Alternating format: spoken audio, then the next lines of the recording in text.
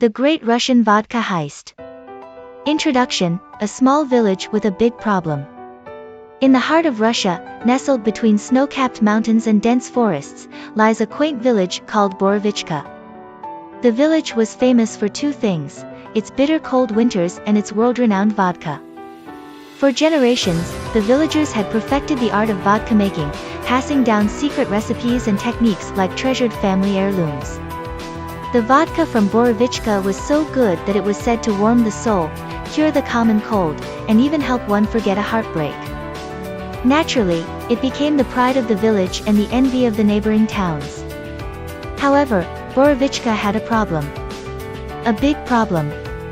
Every year, just before the Grand Vodka Festival, a celebration of all things vodka, a mysterious band of thieves would strike. These thieves, known only as the Phantom Vodka Bandits, would sneak into the village in the dead of night and steal the entire stock of festival vodka, leaving behind nothing but empty barrels and broken hearts. The villagers would wake up to the horror of dry throats and empty mugs, their dreams of a festive celebration dashed once again. Year after year, the Phantom Vodka Bandits outsmarted the villagers, who tried everything from guard dogs to elaborate traps to catch the culprits. But the thieves were always one step ahead, vanishing into the night with their precious loot. This year, however, things were going to be different. This year, the villagers had a secret weapon. Chapter 1, Enter Ivan the Not-So-Terrible.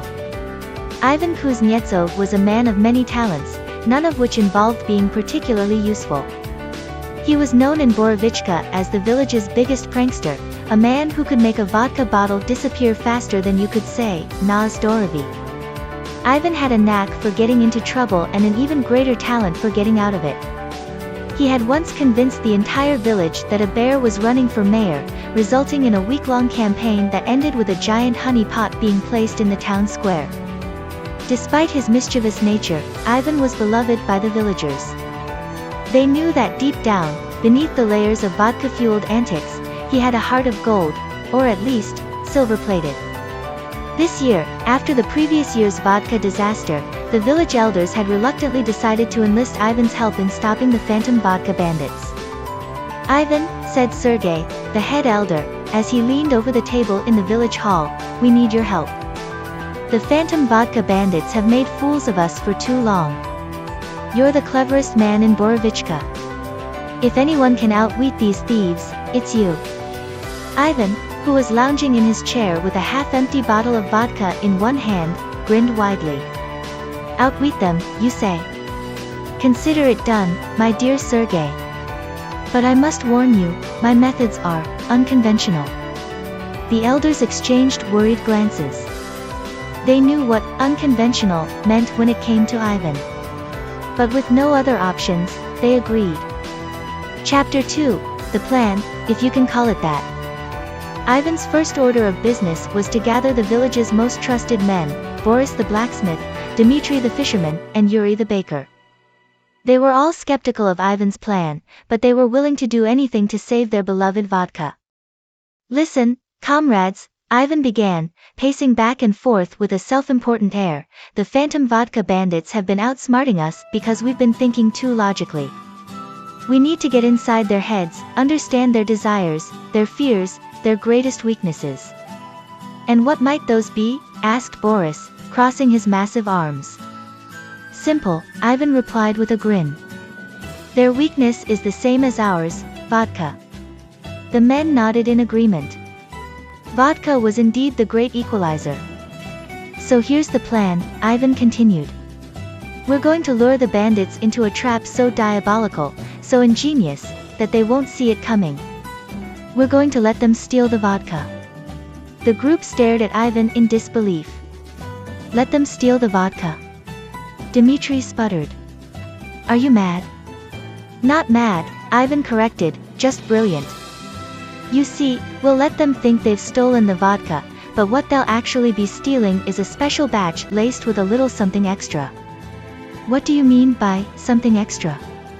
Yuri asked, raising an eyebrow. "Just a little concoction I've been working on. Let's call it Ivan's Special Surprise. It's a blend of vodka, sleeping powder, and a dash of truth serum. Once they drink it, they'll be fast asleep and singing like nightingales. The men looked at each other, trying to process Ivan's plan. It was crazy, but it just might work. Alright, Ivan, Boris said finally, we're in. What do we need to do? Chapter 3, The Great Vodka Switcheroo. The days leading up to the festival were a flurry of activity. While the villagers went about their usual preparations, Ivan and his team secretly brewed the special batch of vodka.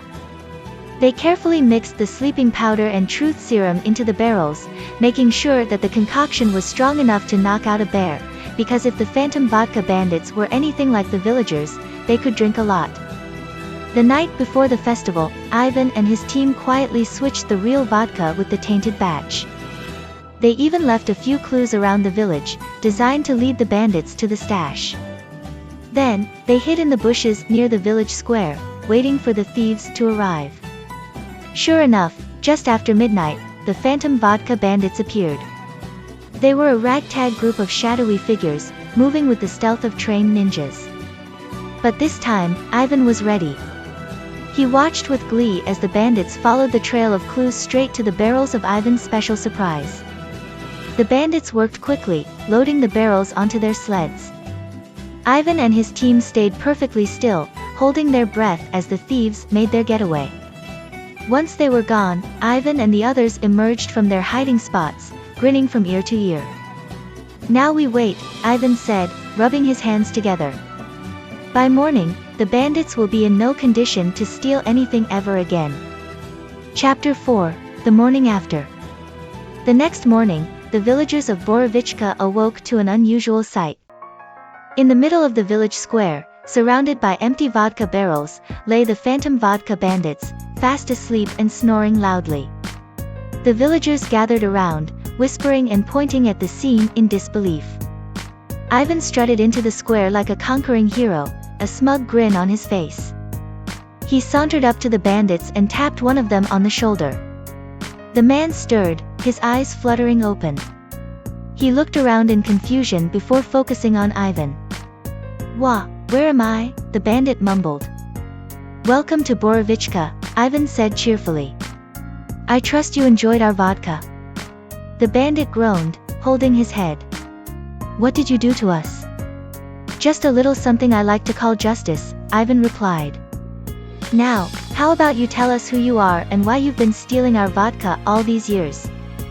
The bandit, still groggy from the truth serum, couldn't help but spill the beans. We're from the next village over. We've been stealing your vodka because it's the best vodka in all of Russia. We couldn't help ourselves. The villagers gasped in shock. They had always assumed the bandits were from some far-off land, not their own neighbors. Ivan chuckled.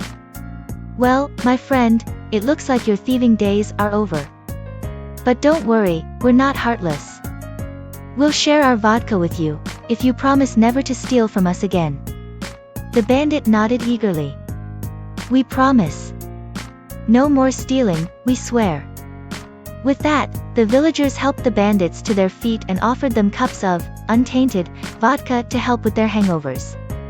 The bandits, grateful for the kindness, vowed to make amends and even offered to help with the festival preparations. Chapter 5, The Best Vodka Festival Ever. That year, the Borovichka Vodka Festival was the most joyous celebration the village had ever seen. The villagers and the former bandits danced, sang, and toasted to new friendships. The bandits, true to their word, had become the festival's most enthusiastic participants, helping to set up booths and entertain the crowds with tales of their past misdeeds. Ivan, of course, was the hero of the day.